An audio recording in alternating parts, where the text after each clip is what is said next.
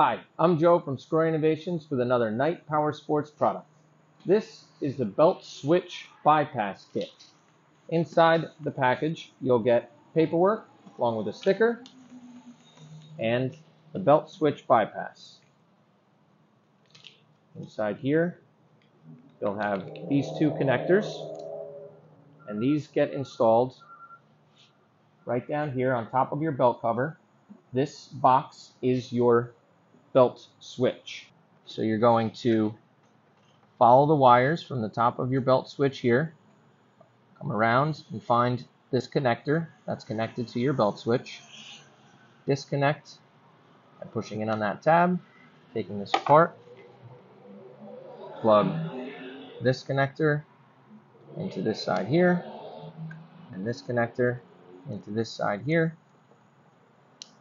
and you have now bypassed your belt switch.